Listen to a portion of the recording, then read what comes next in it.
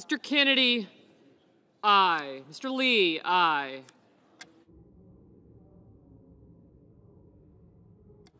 Mr. Bennett, aye.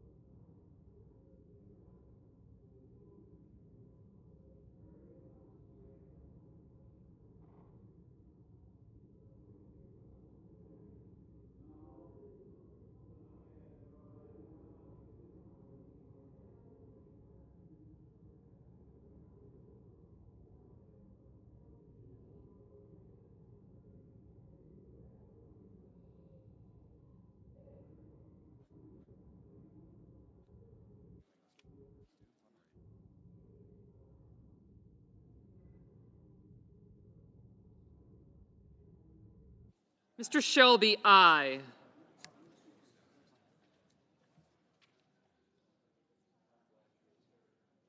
Mr. Young, aye.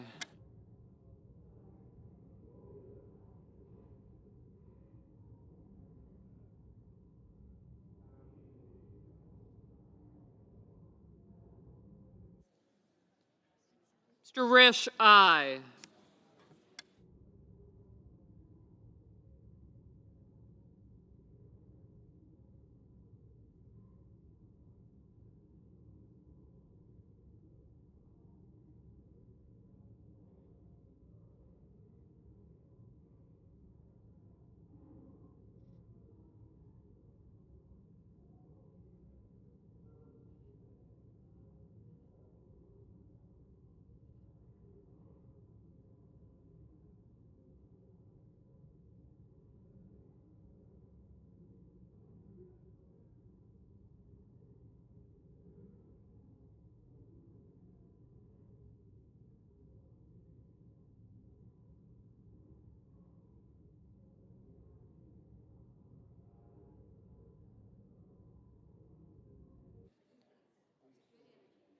Mr. Merkley, aye.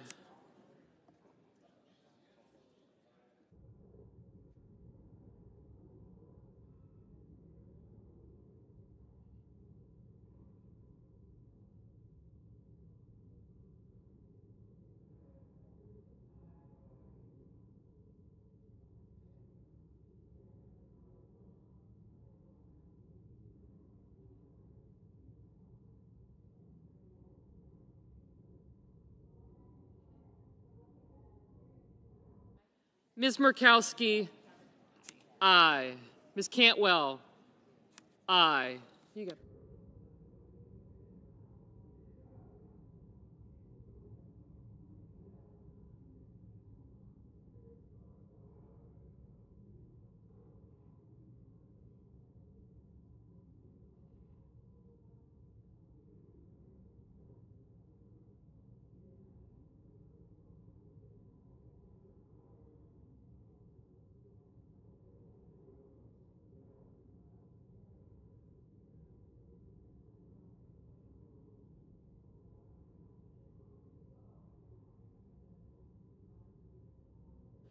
Mrs. Hyde-Smith, aye. Mr. Langford, aye. Mr. Wyden, aye.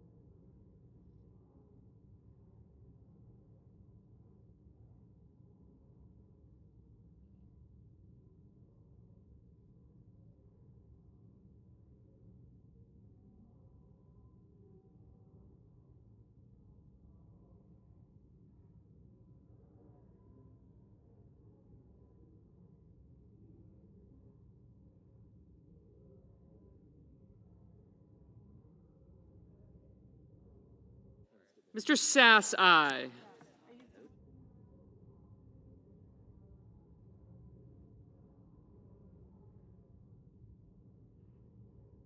Mr. Heinrich, aye. Okay.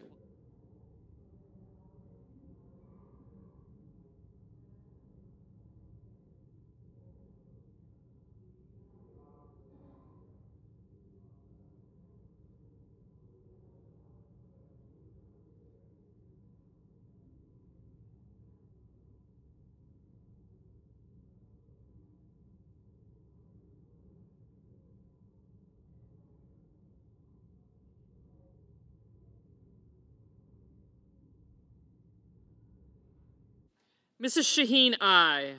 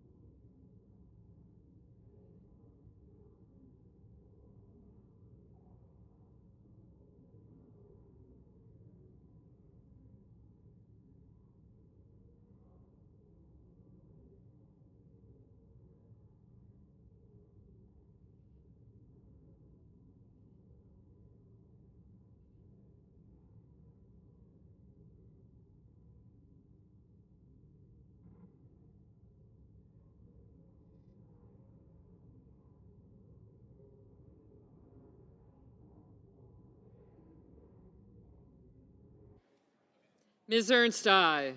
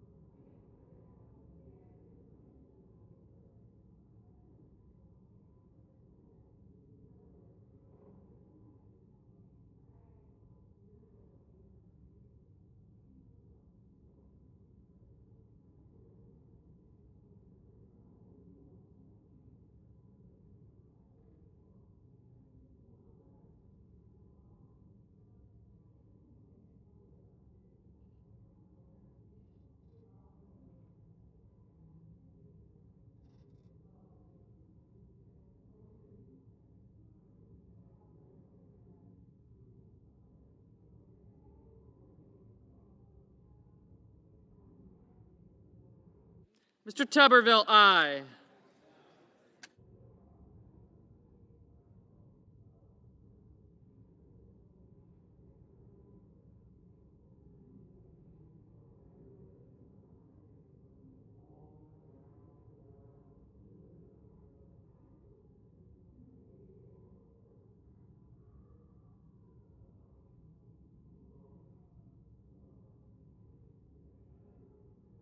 Mr. Cardin, aye.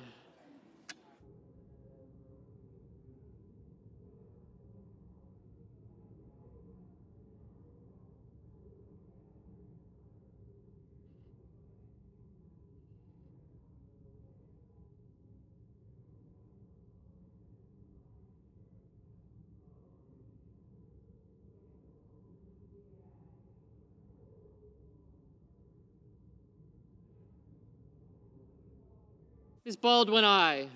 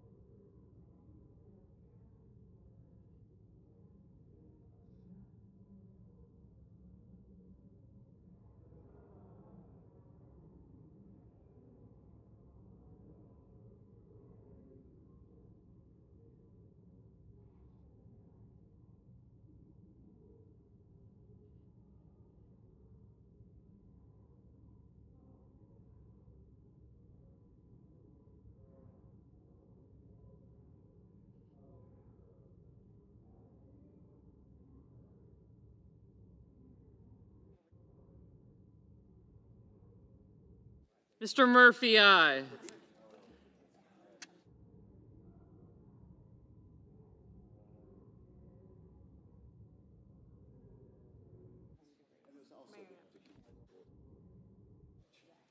Ms. Warren, aye.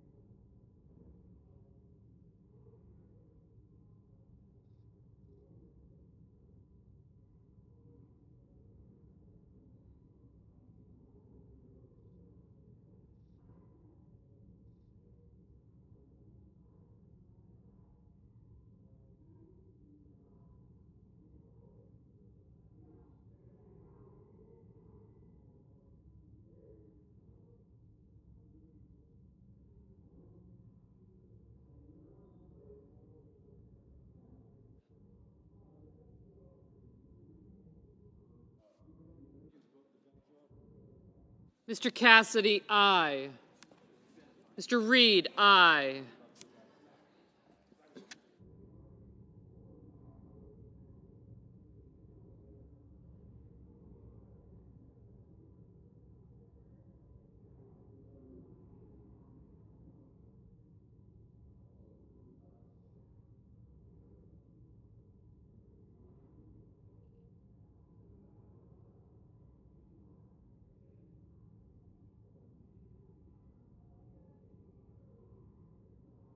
Mr. Braun, aye.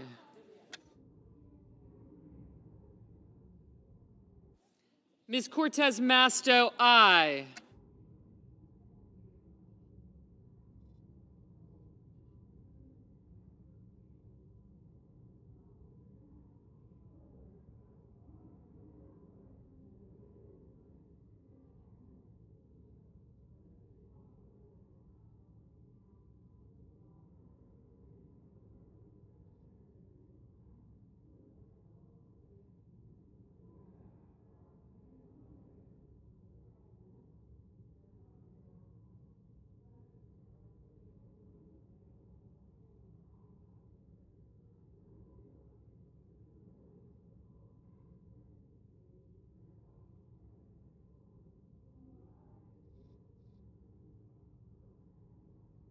Mr. Hawley, aye. Hey, we've only got 10 left.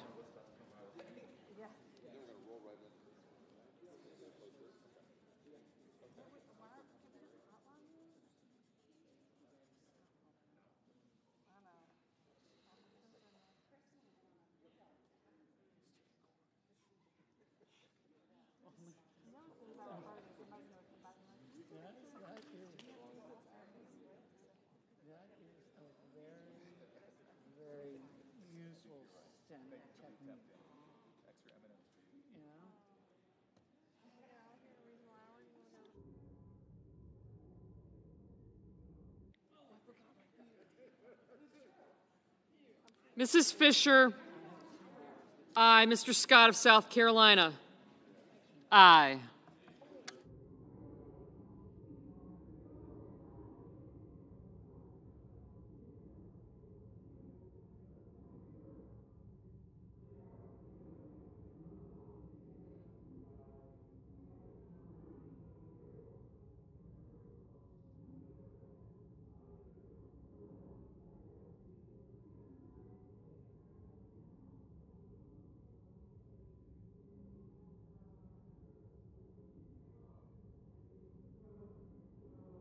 Mr. Brown, aye.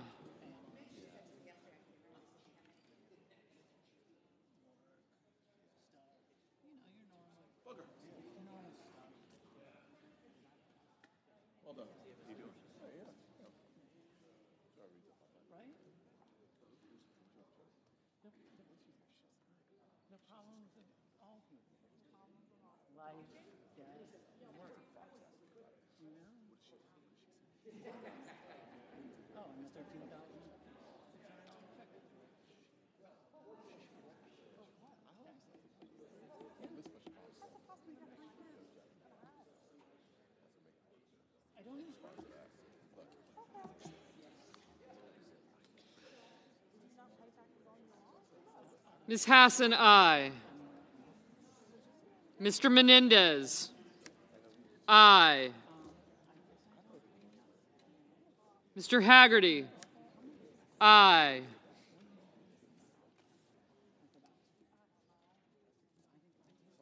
Mr. Sullivan, aye.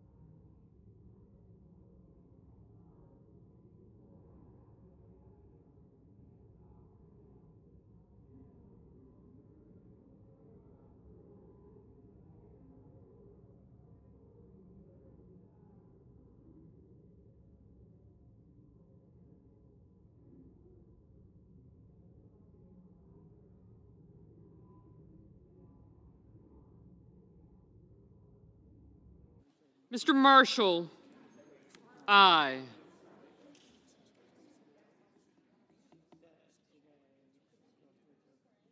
You are.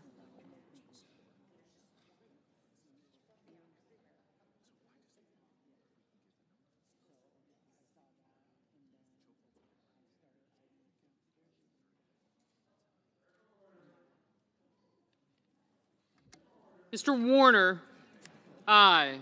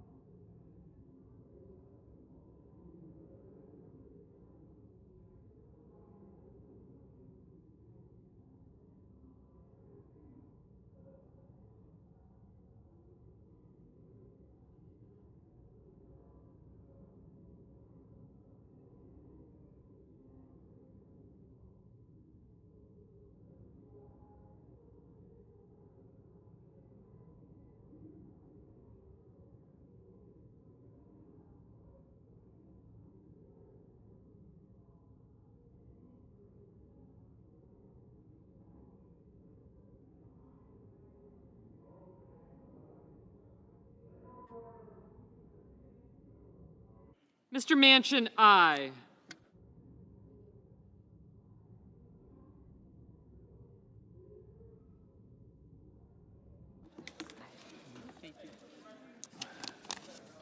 How do I start this again?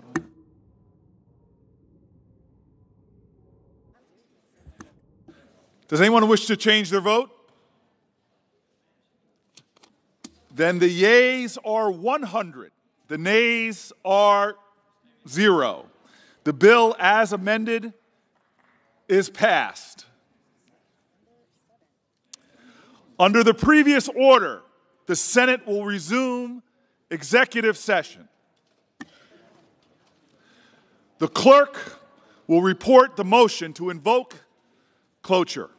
Cloture motion. We, the undersigned senators, in accordance with the provisions of Rule 22 of the Standing Rules of the Senate, do hereby move to bring to a close debate on the nomination of Executive Calendar Number 860, Ketanji Brown Jackson of the District of Columbia, to be an Associate Justice of the Supreme Court of the United States, signed by 20 senators. By unanimous consent, the mandatory quorum call has been waived.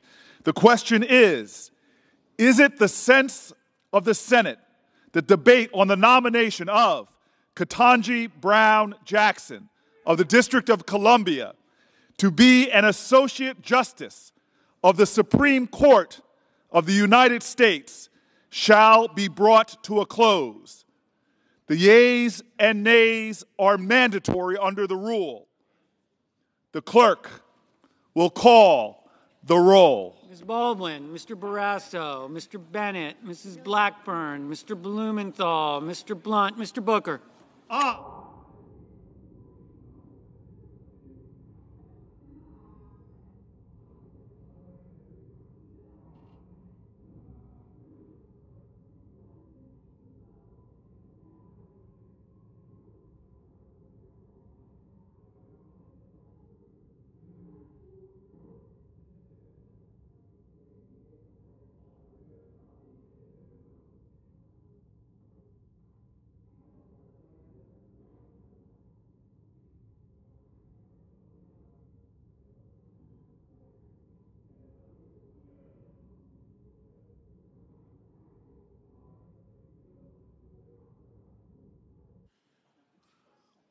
Mr. Bozeman, Mr. Braun, Mr. Brown,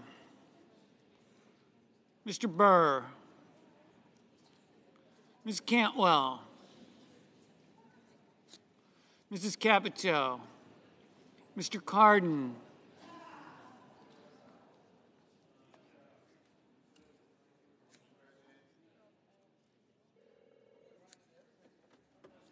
Mr. Carper, Mr. Casey, Mr. Cassidy,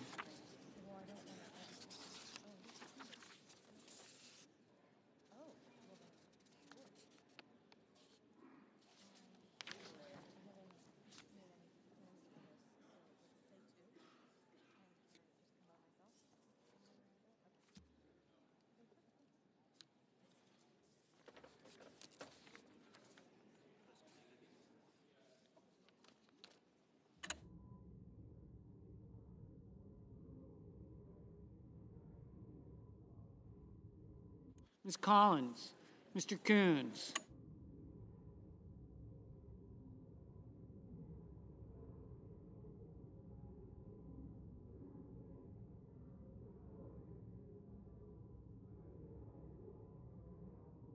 Mr. Cornyn, Ms. Cortez Masto, Mr. Cotton, Mr. Kramer, Mr. Crapo, Mr. Cruz, Mr. Daines, Ms. Duckworth, Mr. Durbin, Ms. Ernst, Mrs. Feinstein, Mrs. Fisher, Mrs. Gillibrand, Mr. Graham, Mr. Grassley, Mr. Haggerty, Ms. Hassan, Mr. Hawley, Mr. Heinrich, Mr. Hickenlooper, Ms. Hirono, Mr. Hoven, Mrs. Hyde-Smith,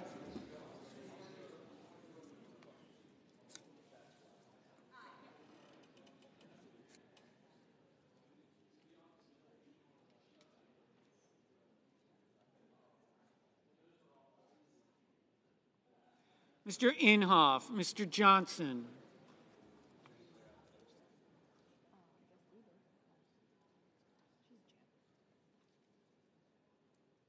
Mr. Kane, Mr. Kelly, Mr. Kennedy, Mr. King, Ms. Klobuchar, Mr. Langford, Mr. Leahy, Mr. Lee, Mr. Lujan,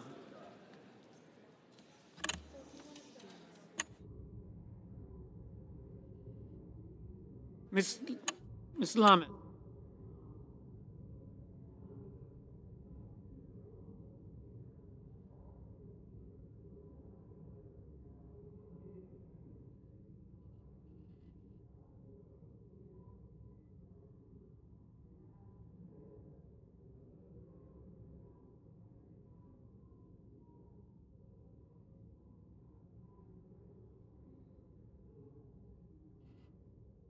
Mr. Manchin, Mr. Markey, Mr. Marshall, Mr. McConnell, Mr. Menendez, Mr. Merkley, Mr. Moran, Ms. Murkowski,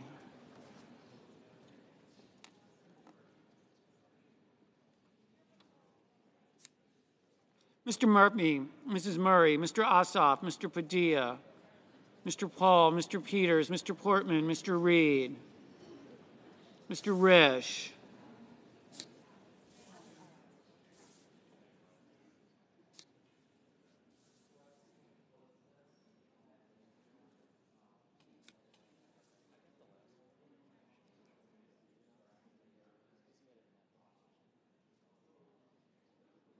Mr. Romney,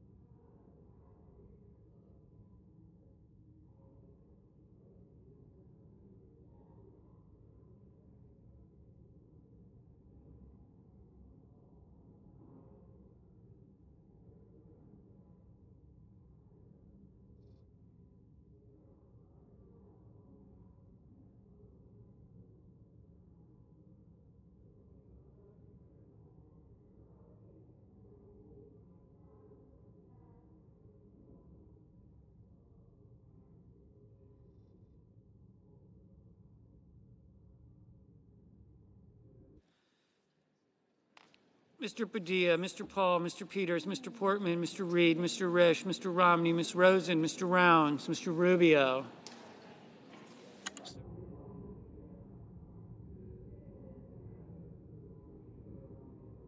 Mr. Sanders, Mr. Sass, Mr. Schatz, Mr. Schumer, Mr. Scott of Florida, Mr. Scott of South Carolina, Mrs. Shaheen, Mr. Shelby, Ms. Sinema, Ms. Smith, Ms. Stabenow, Mr. Sullivan, Mr. Tester, Mr. Thune, Mr. Tillis, Mr. Toomey, Mr. Tuberville, Mr. Van Hollen, Mr. Warner, Mr. Warnock, Ms. Warren, Mr. Whitehouse, Mr. Wicker, Mr. Wyden, Mr. Young.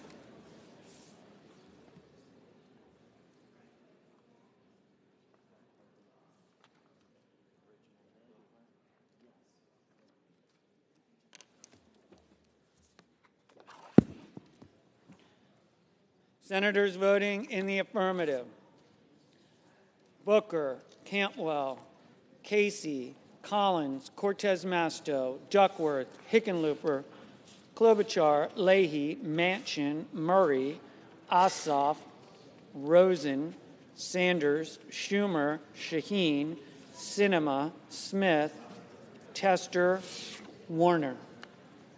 Senators voting in the negative: Blackburn, Capito, Cornyn, Crapo, Graham, Grassley, Hawley, Johnson, Lankford, Lummis, Marshall, Moran, Rubio, Scott of Florida, Shelby, Sullivan, Thune, Tillis, Young.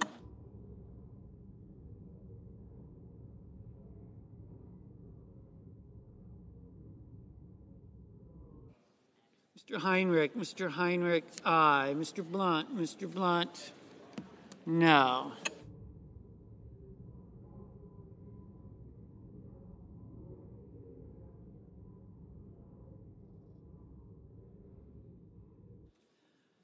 Mr. King, aye.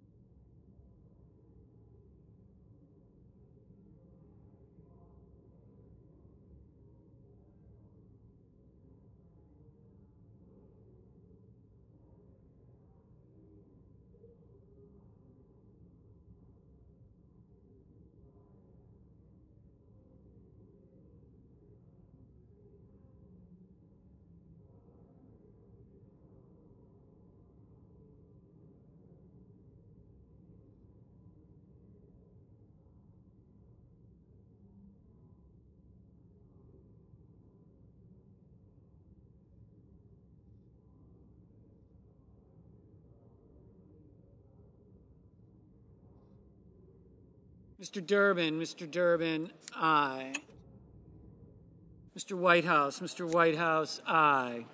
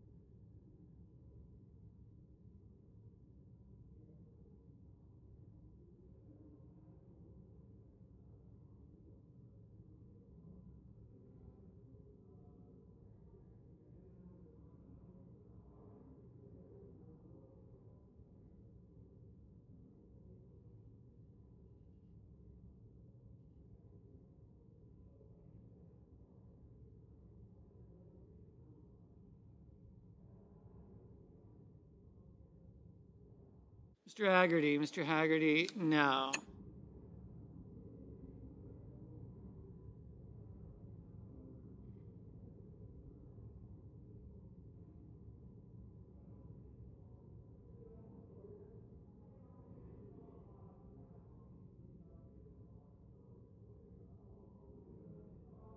Mr. Kramer, no.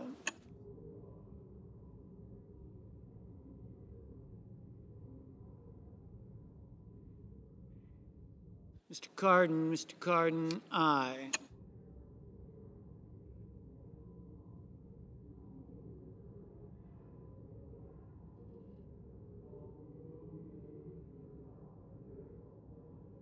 Ms. Stabenow, aye.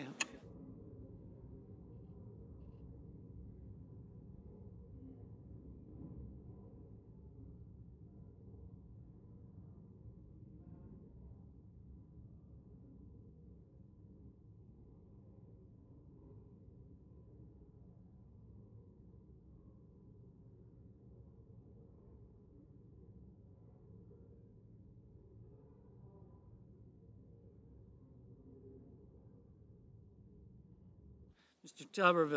Tuberville, no.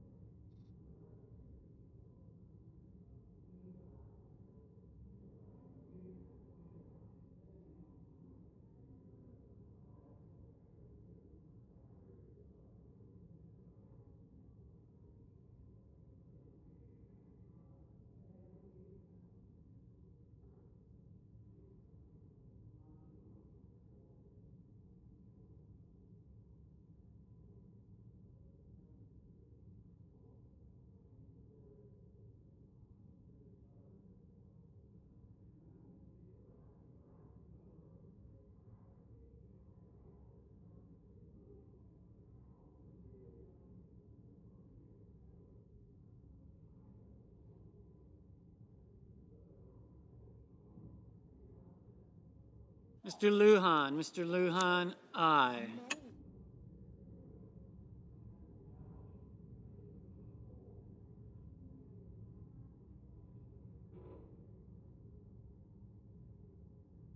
Mr. Warnock, aye.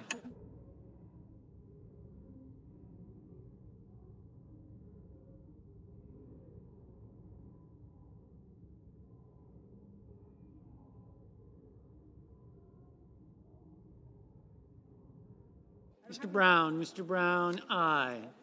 Mr. Merkley, aye. Mrs. Feinstein, aye.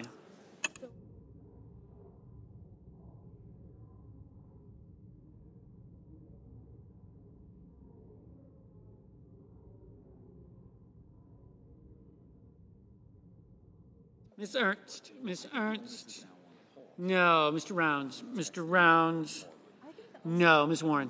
Ms. Warren, aye.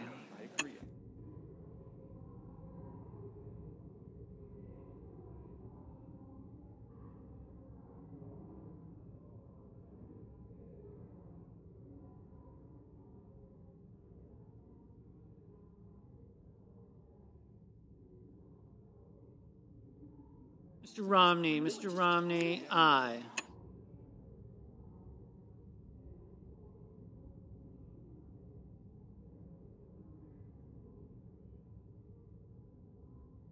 Mrs. Hyde Smith, no.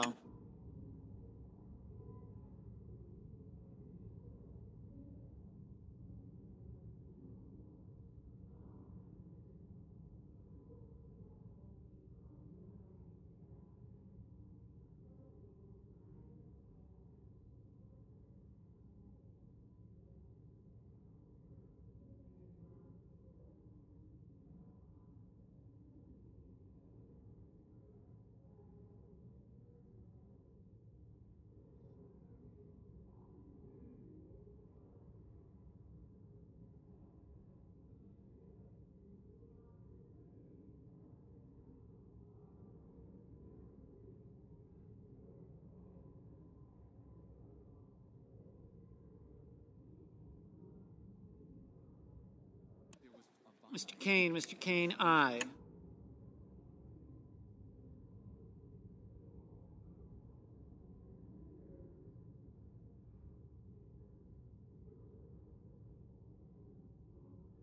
Mr. Wicker, no. Mr. Lee, no. Mr. Kelly, aye.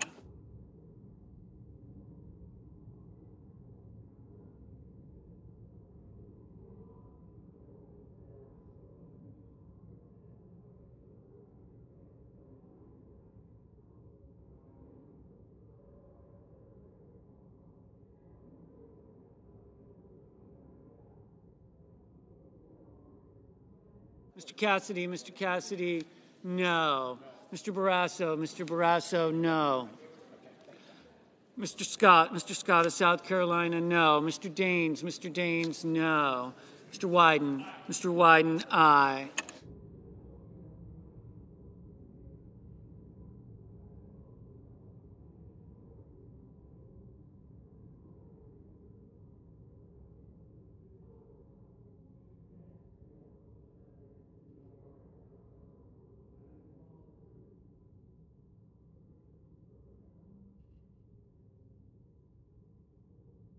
Mr. Kennedy, no. Mr. Cotton, no.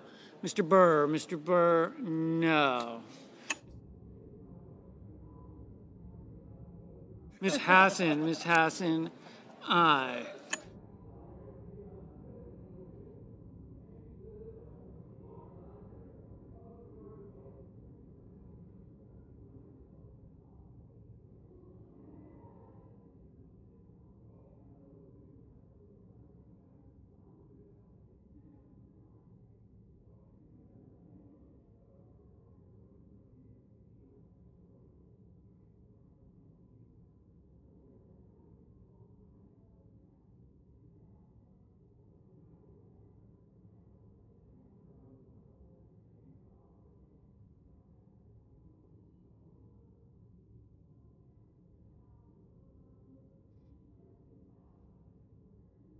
Ms. Hirono, aye.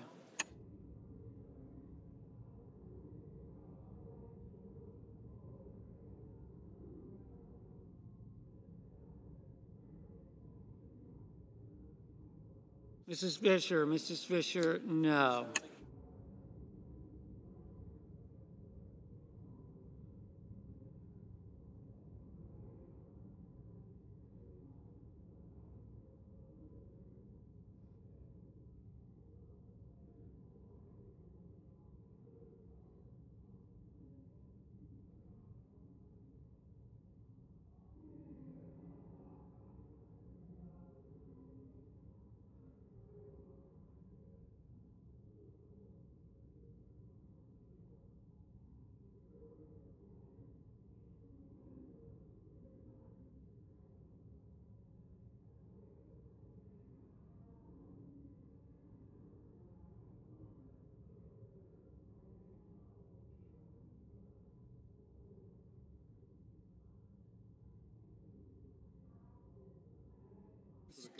Mrs. Gillibrand, aye.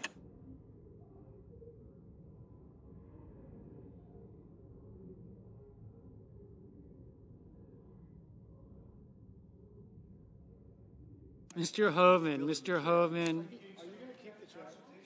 no.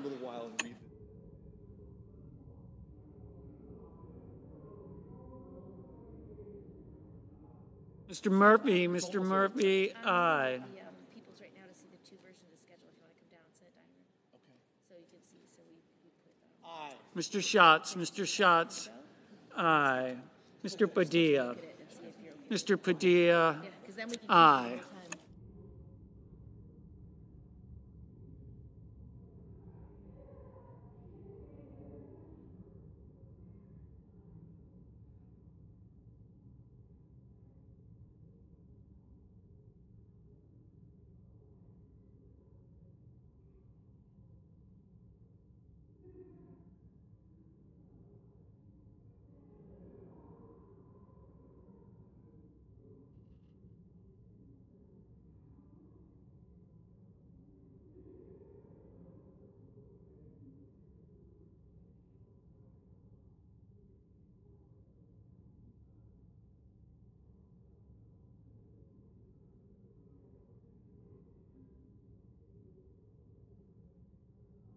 Mr.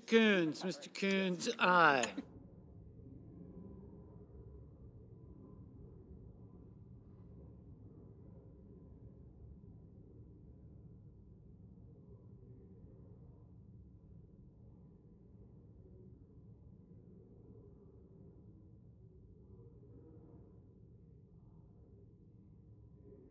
Mr. Reed, aye.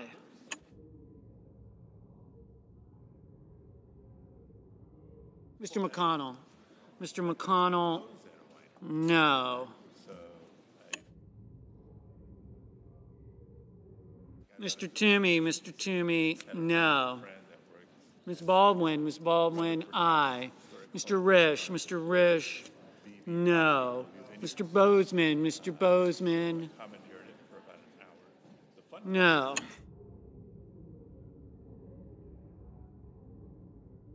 Mr. Inhofe, no.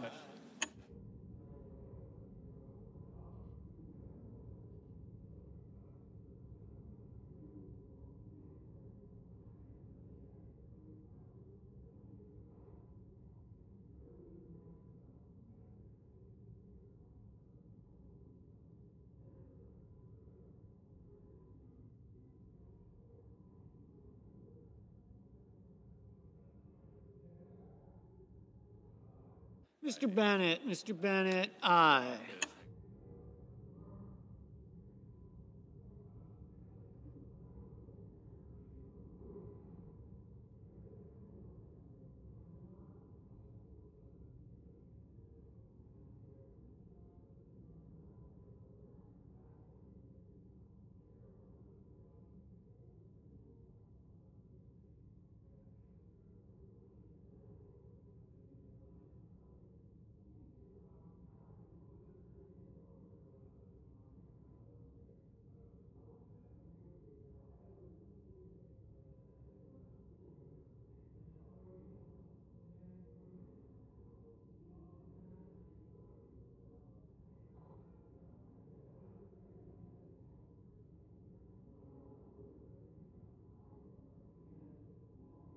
Mr. Blumenthal, aye.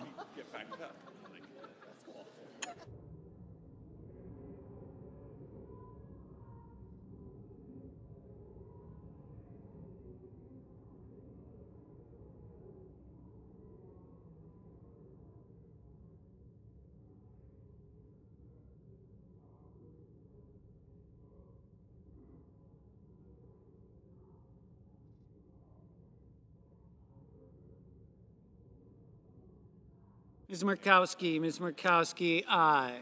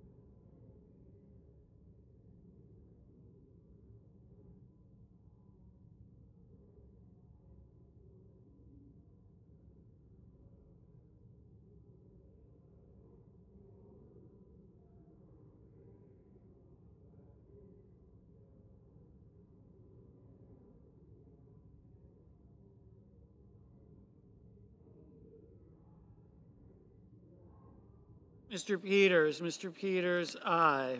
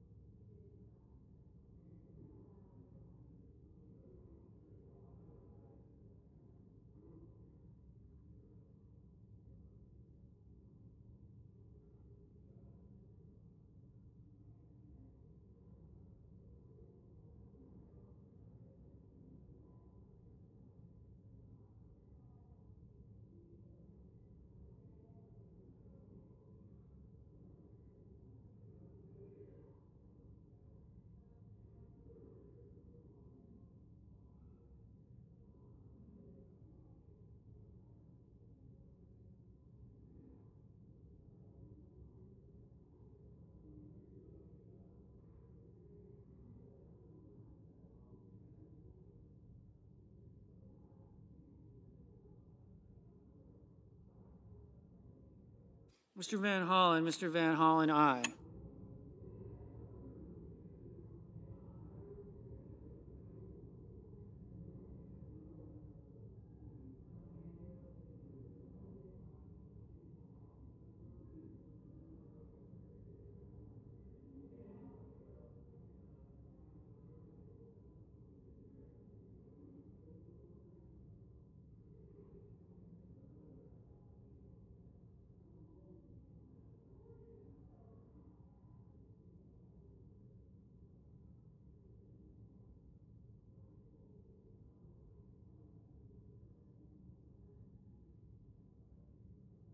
Mr.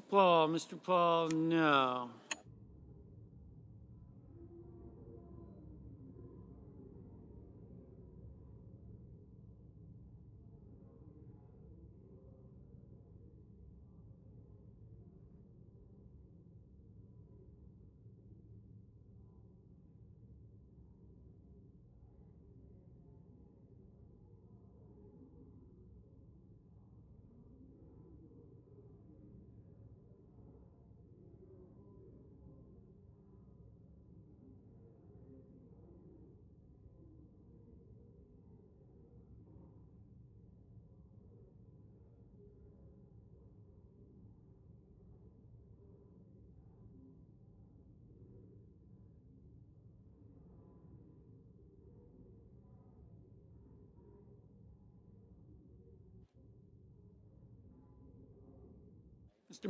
Mr. Markey, aye.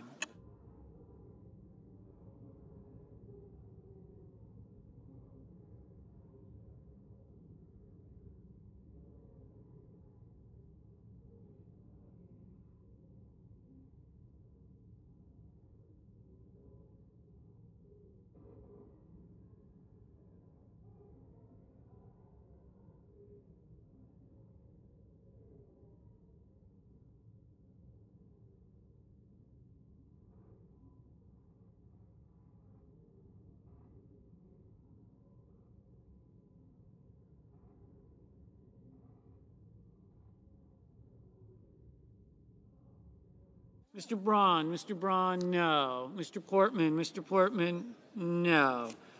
Okay.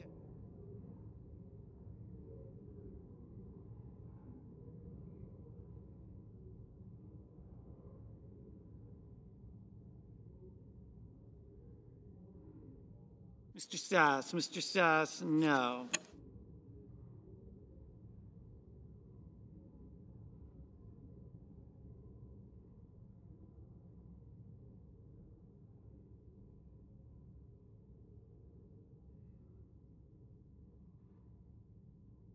Mr. Cruz, no.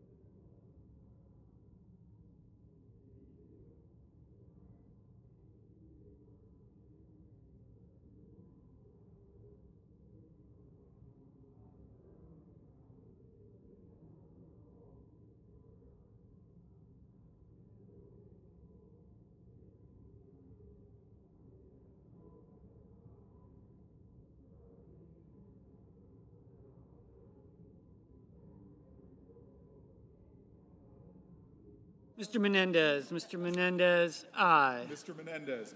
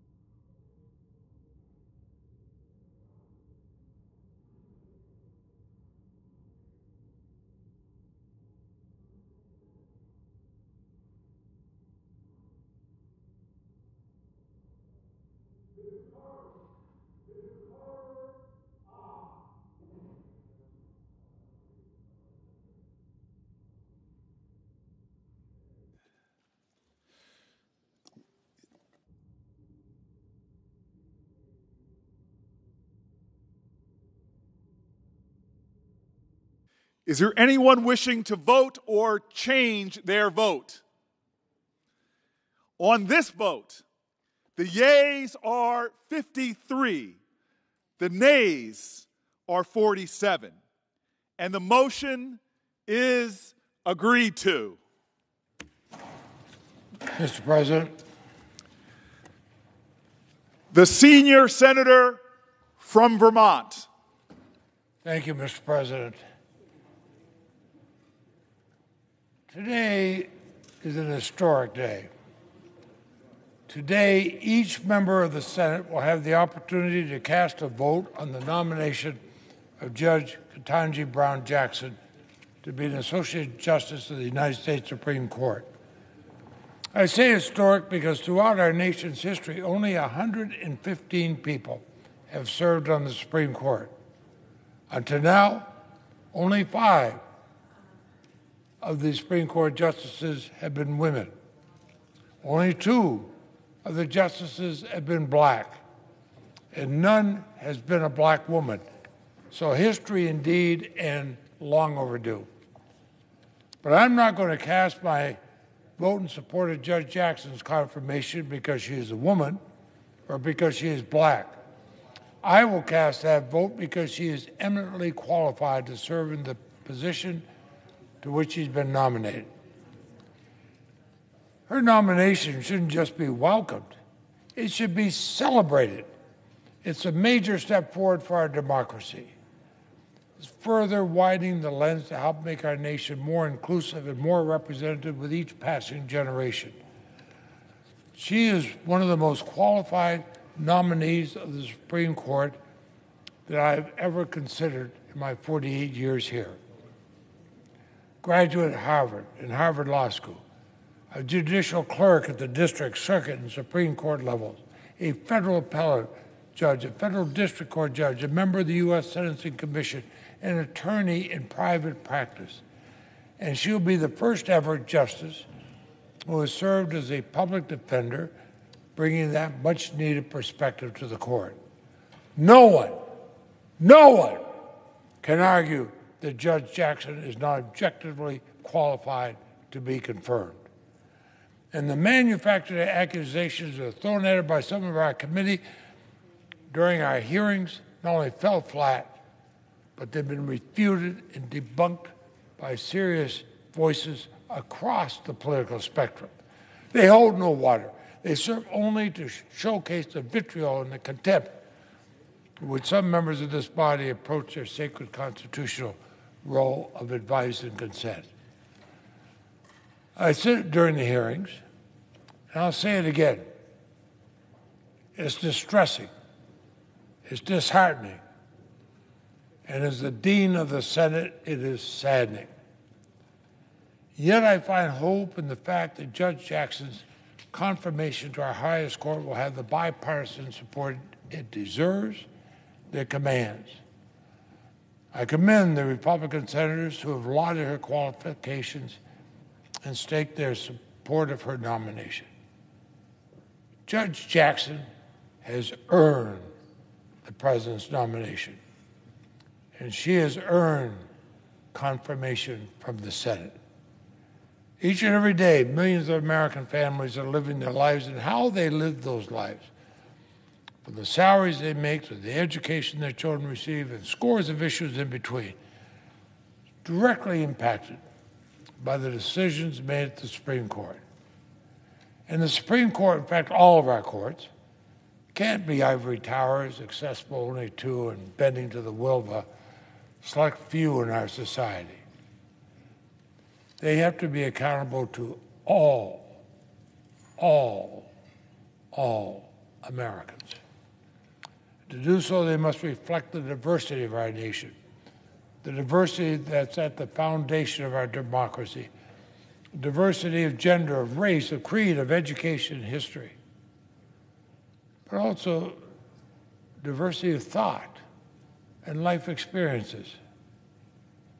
Judge Jackson brings that and more to the bench. Mr. President, I'm proud to be the President pro tempore of the Senate, and I was proud to have chaired the Senate Judiciary Committee in the past. In that regard, I voted for the first woman to ever serve on the Supreme Court. I voted for the first Latina to serve on the Supreme Court. I voted on thousands of judicial nominations, nominees of both Republican and Democratic presidents. I voted for nominees to the Supreme Court who were put forward by Republican presidents. I've long lamented the increasing political gamemanship has affected our current confirmation process. And many times on this floor, I've warned about the dire consequences for our courts and for our democracy of converting our confirmation process into a zero-sum game where one party wins and one party loses. But to change that gamemanship requires that we have some adults in the room. That we all come here to the floor of the United States Senate not to score a headline or a trending tweet, but simply to do our jobs. There's only 100 of us to represent this whole country. So who's going to do that today? Simply do their jobs. I've taken a clear look at Judge Jackson's record. I heard her testimony 2 weeks ago. I met with her. I read opinions that she has written. I spent hours listening to her. I saw her intellect, her humility, and her temperament on full display. Mr. President, she's the justice we need now. For Americans today, for the generations to come, for our children and our grandchildren, for all of us, I will cast my vote to confirm Judge Jackson, and I'll do it proudly. And I hope the Senate can rise to this moment. I hope it can be the deliberative body the founders envisioned when they conceived of this great experiment. Our independent judiciary, in fact, our democracy, demanded of us.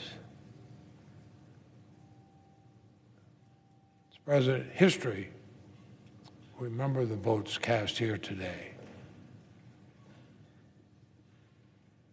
I will proudly vote aye. I yield the floor.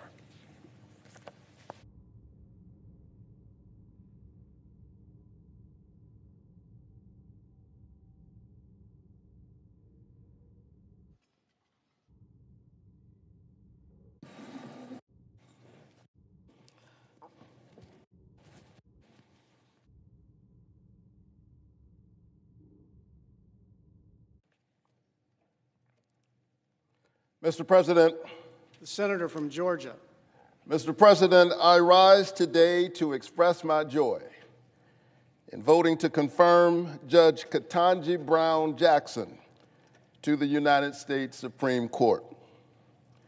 What a great day it is for the United States of America, for our system of government, and the grand march toward the fulfillment of the sacred covenant we have with one another as an American people, e pluribus unum, out of many, one.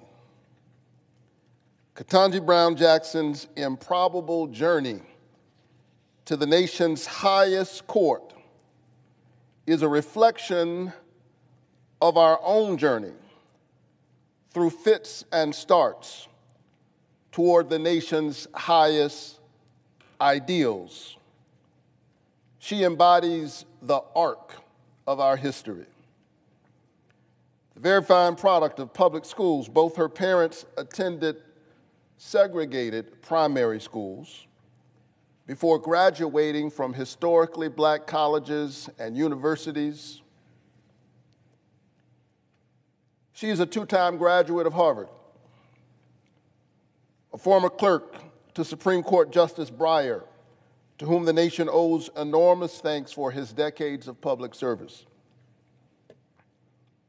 a former federal public defender who would be the first of her kind to serve on the Supreme Court,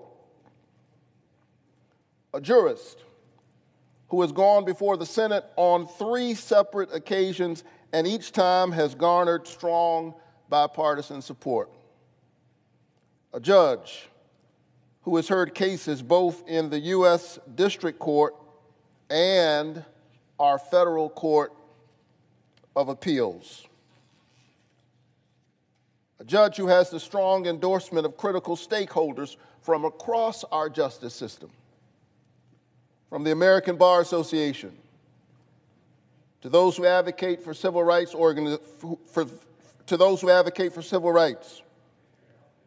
to organizations representing our nation's brave law enforcement officers. All of them respect Ketanji Brown Jackson. She's a wife and a working mom. She is America at its best. That I believe in my heart after meeting with her in my office, talking to folks whom I trust, who know her, and hearing her testimony before the Senate Judiciary Committee.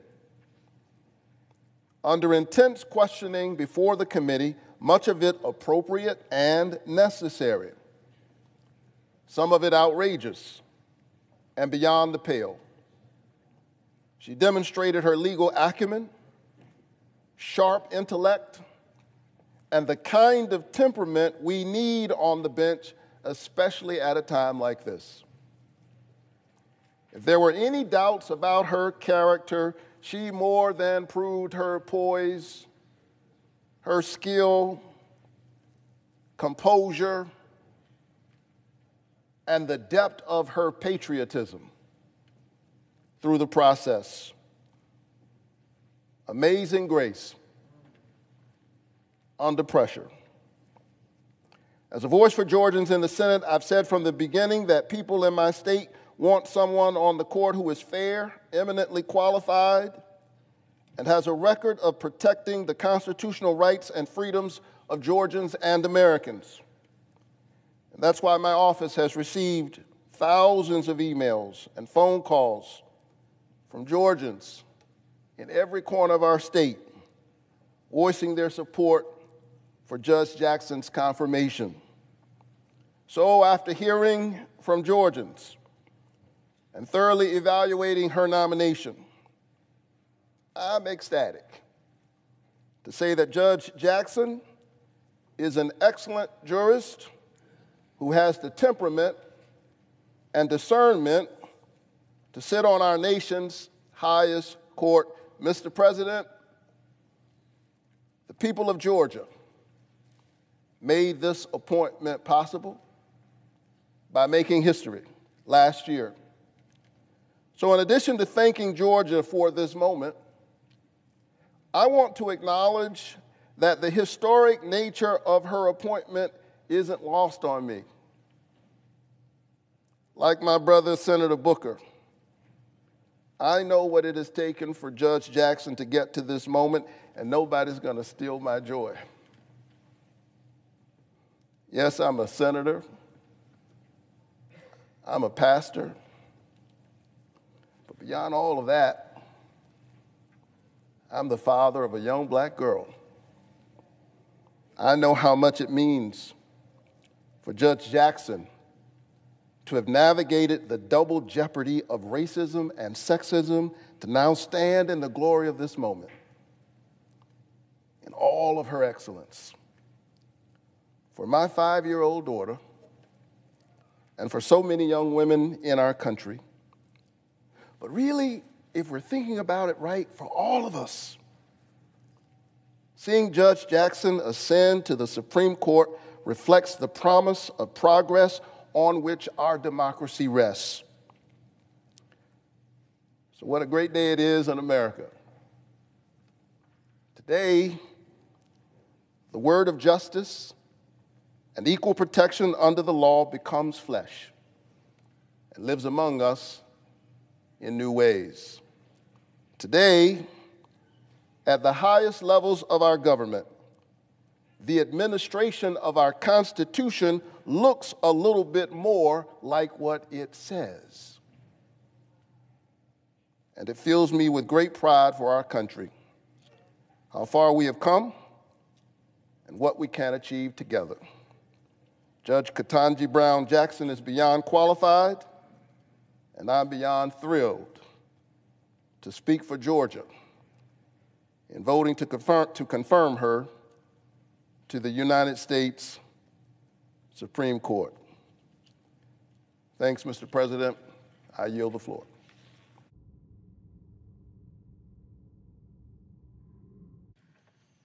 Mr. President. Senator from New Hampshire.